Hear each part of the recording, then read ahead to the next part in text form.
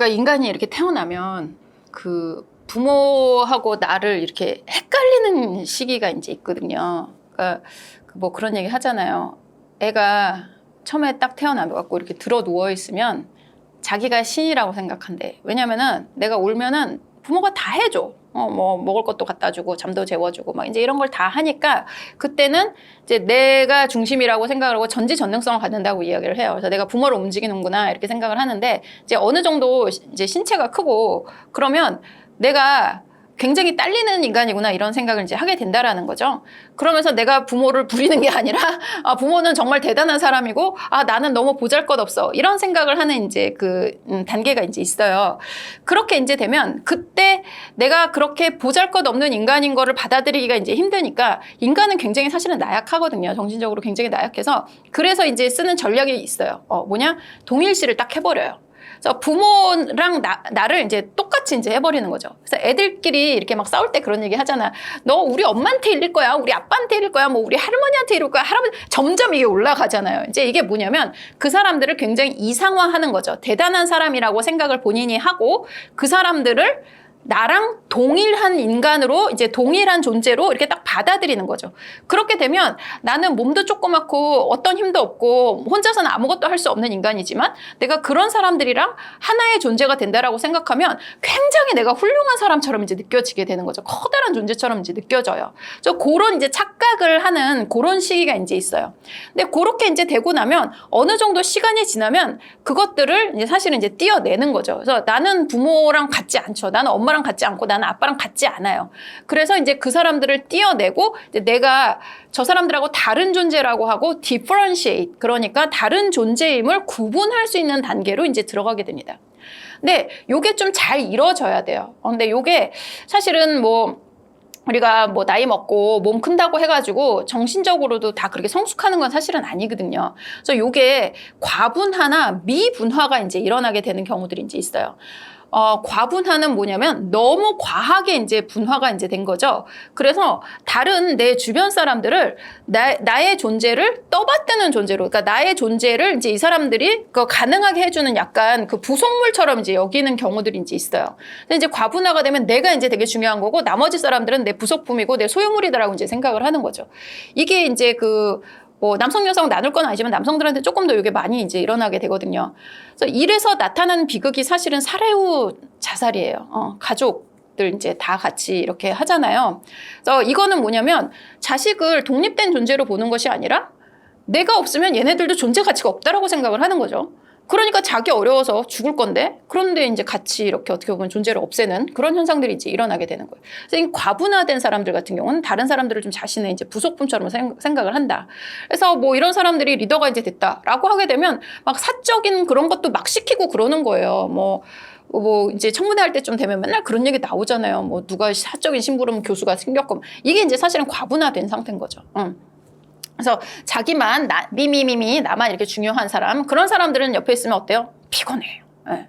그 사람 나를 갖다가 또 그렇게 생각을 하게 될 가능성이 높기 때문에 그 부속품으로 살아가고 싶어하는 사람 별로 없죠. 네. 그러니까 이제 피곤하게 되는 거예요. 미분화는 뭐냐면 이게 이제 그 부모로부터 떨어지질 않은 거죠. 그래서 나는 누군가에게 의존하지 않으면은 존재할 수 없는 인간이야. 이제 이렇게 생각을 하게 됩니다.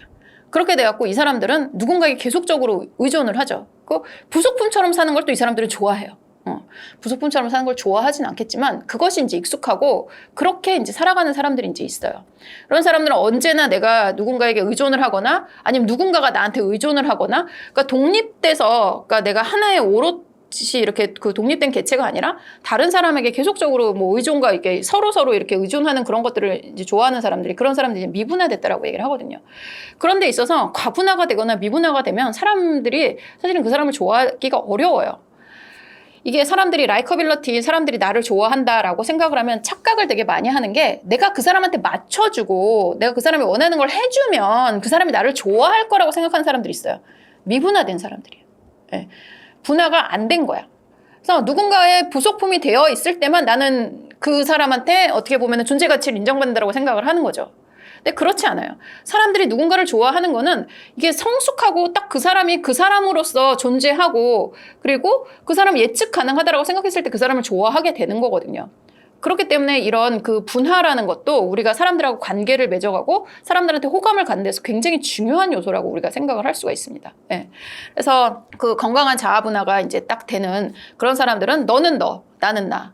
그래서 이제 제가 그런 얘기 많이 하거든요. 저희 그 어머니와 저와 저희 딸은 다 외동딸이에요. 저희 어머니도 외동딸, 저도 외동딸, 저희 딸도 외동딸인데, 그래서 우리 그 세 모녀는 뭐 그렇게 이제 얘기를 합니다. We love each other, we care about each other, we help each other. 우리는 서로를 사랑하고 돌봐주고 뭐 도와준다. 하지만 위 돈 민폐 이치하덜 민폐 끼치지 말자 다른 사람한테.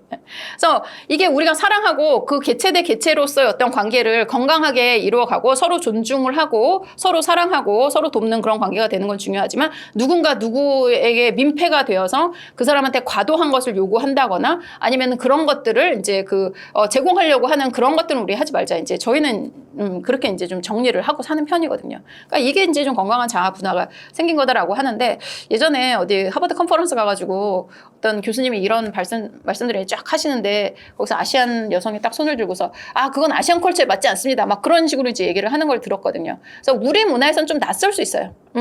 가족이라고 하면 서로 도와야지 막 이제 이런 것들이 많은데 뭐 앞으로는 그렇지 않은 걸 사람들이 점점 더 많이 깨달아가지 않을까라는 생각이 이제 듭니다. 예. 독립된 상태에서 서로 존중하고 도와주고 사랑하는 관계가 이제 되어야 된다. 이렇게 말씀드려요.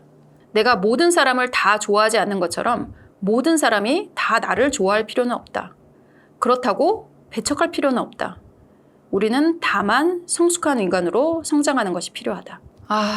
타인의 감정을 잘 고려한다라고 이야기를 하는 거를 이제 요즘에 감성지능이라는 개념을 가지고 이야기를 합니다. 그래서 감성지능이 이제 우리가 지능한다 그러면은 수리 뭐 이런 뭐 숫자 계산 잘해 뭐 공간 능력 있으면 이제 이런 것들에 대해서 우리가 지적인 그런 어떤 능력이라고 한다 그러면 감성지능이라고 하는 거는 나와 다른 사람의 감정을 잘 알고 그것을 잘 핸들링하는 사람들이 이제 감성지능 높은 사람이라고 이야기를 하거든요. 그래서 다른 사람의 감정을 잘 고려하는 것이 그런 감성지능 높은 사람이 리더가 더 많이 되고 연봉도 더 높고 그리고 리더십에서 효과성도 높고 협상에서도 승리할 가능성이 높고 애들은 공부도 잘한대요. 그래서 지금 이제 거의 감성지능 만세 뭐 이런 시절이 이제 되었는데 그래서 이런 자신과 다른 사람의 감정을 잘 알고 고려하는 것들이 굉장히 성공에 있어서 세속적인 성공에 있어서 중요한 요소라는 거죠. 대인관계에 있어서 다른 사람의 감정을 잘 알아차린다고 하는 거 우리 이제 흔히들 말해서 공감 능력이 있다라고 얘기를 하는 사람들. 그런 사람들 같은 경우는 대인관계에 굉장히 이제 그 어떤, 뭐 좋은 점들을 우리가 찾을 수가 있게 되고 어려움을 그렇게 많이 겪진 않아요. 그래서 이렇게 뭐 다른 사람으로부터 소외가 된다거나 이런 것들도 이제 가능성이 이제 적게 되죠.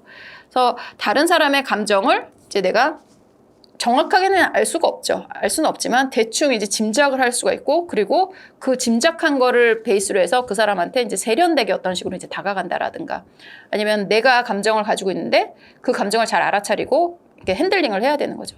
사람들이 솔직한 걸 이제 좋아하죠. 솔직하다고 해가지고 내가 가지고 있는 감정을 있는 그대로 표현하는 게 사실은 그게 솔직하고 좋은 거라고 생각하는 사람들 되게 많거든요. 그거는 유아적인 거예요. 말씀드리겠지만. 이거는 감정을 있는 그대로 표현하는 거는 정말 그거는 이 사회생활을 하는 인간에게는 말도 못하는 사실은 어떻게 보면은 그 약점인데 그거를 이제 좋게 생각하는 사람들이 많고 내가 그렇게 느끼니까 내가 화를 냈다 막 이렇게 하는 걸 정당화하는 사람들이 많은데 그렇지 않아요. 그러니까 사회생활을 잘 해 나간다는 사람은 뭐냐면 자기의 감정을 컨트롤할 수 있다는 뜻이거든요. 적절하게 뭐 감정을 드러내거나 적절하게 그것을 이제 세련되게 이제 드러내거나 적절하게 자기가 이렇게 뭐 눌러야 되면 통제를 해야 되면 통제를 해야 되는 경우 이런 것들을 잘 하는 사람들이 결국엔 다른 사람들과 관계에 있어서도 무난하게 성장할 수 있는 면들이 이제 있게 되죠. 그래서 자신의 이제 감정 그리고 다른 사람의 감정을 잘 세련되게 잘 다루는 사람 그런 사람들이 어떤 그 사람들하고 관계에 있어서도 그 이제 우위를 점한다 뭐 이렇게 이야기를 할 수가 있습니다. 그 진정성이 있다라고 이야기를 이제 하면 또 사람들이 되게 많이 오해하는 게 있는 그대로 드러내는 것이 이제 진정성이라고 생각을 하는 사람들이 많은데 그렇진 않아요. 진정성이라고 하는 거는 여기에 이제 예측 가능성하고 윤리성을 둘 다 저는 이제 봅니다.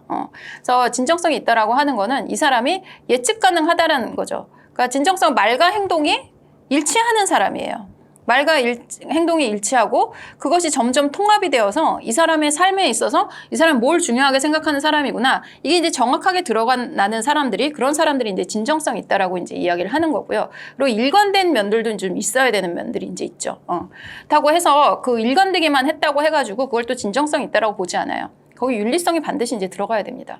그래서 뭐 일관적으로 사람들을 때려. 그럼 그게 진정성 있는 건 아니거든요. 그래서 이런 사람들 같은 경우는 윤리성에 대해서도 사실은 우리가 깊이 있게 고민을 하는 사람들이라고 생각을 해요. 그래서 무엇이 인생이고 무엇이 옳은 것이고 어떻게 해야 되는지 그 삶에 대한 아주 진지한 고민들이 이제 있었던 그런 사람들이 진정성이 있다라고 얘기를 하고요. 이 진정성의 최고봉은 제가 이제 그 독립운동가들은 이제 얘기를 많이 합니다. 예, 그래서 독립운동가들 같은 경우는 자기가 가지고 있었던 어떤 신념, 뭐 사람이 다른 사람을 착취하지 않고 억압하지 않고 이런 것들이 중요하다라고 생각하는 그 신념을 자기들의 어떤 목숨과 삶을 다 바쳐서 증명해낸 사람들이죠. 그러니까 그런 사람들 굉장히 어떤 도덕성이 높고 윤리성이 높고 그리고 또 이런 것들을 이제 잘 그 인생에 있어서 이루어낸 사람들인데 우리가 다 그렇다고 해서 뭐 독립투사가 될 필요는 없어요. 뭐 지금은 그런 환경도 아니잖아요. 그래서 이런 것들이 이제 어떤 삶에 대한 고민이라든가 이런 것들이 잘 드러난 어떤 한 장면을 꼽아보자면 저는 그 윤여정 배우님이 수상하고 아카데미에서 수상하고 이제 했었던 말이라든가 그분들이 그 앞뒤로 보여줬던 어떤 모습들 그런 부분들이 어떻게 보면 진정성이 참 잘 드러나지 않았나라는 생각을 이제 하게 돼요. 그러니까 그 본인이 가지고 있는 어떻게 보면은 대배우로서의 이런 것들을 막 인정받았다고 해서 막 무시될 수도 있고 잘난 척을 할 수도 있고 이제 이렇지만 나는 그냥 생계가 중요했었던 배우다. 그리고 한국 토크쇼 같은 데서도 나오잖아요. 뭐 자기가 했는데 인테리어 비용이 뭐 나와가지고 어쩔 수 없이 그 영화를 찍었다. 뭐 이런 얘기도 하고 그리고 내가 자식들을 먹여 살리기 위해서 그렇게 했었던 뭐 배우였다. 이제 이런 이야기들을 하는 게 어머 저 사람은 뭐 되게 고귀한 그런 뜻을 가지고 저렇게 했구나라고 생각을 했던 사람들한테는 실망스러운 부분일 수 있을지 모르겠지만 어떻게 보면 굉장히 진솔하고 그 삶에 어떻게 보면은 그 복종한 모습, 꺾인 모습, 뭐 이런 모습들을 다 자기의 삶의 하나로 엮어서 그것이 이제 오늘의 나를 만들었고 내가 이 상을 탄다고 해서 대단한 거 없고 다음 프로젝트를 할 수 있는 가능성이 높아져서 기쁘다 정도로 이제 그 솔직하게 이야기를 하고 그것에 대해서 전혀 부끄러워하지 않는 그런 모습들이 어떻게 보면은 진정성이 굉장히 높은 모습이 아니었나라는 생각을 이제 하게 됩니다. 예. 그래서 내가 솔직하게 내 삶에 대해서 성찰한 부분에 대해서 진솔하게 이야기를 할 수 있고 그것을 내 삶을 통해서 사람들이 확인할 수 있다. 그럼 그게 이제 진정성이 높다라고 생각을 해요.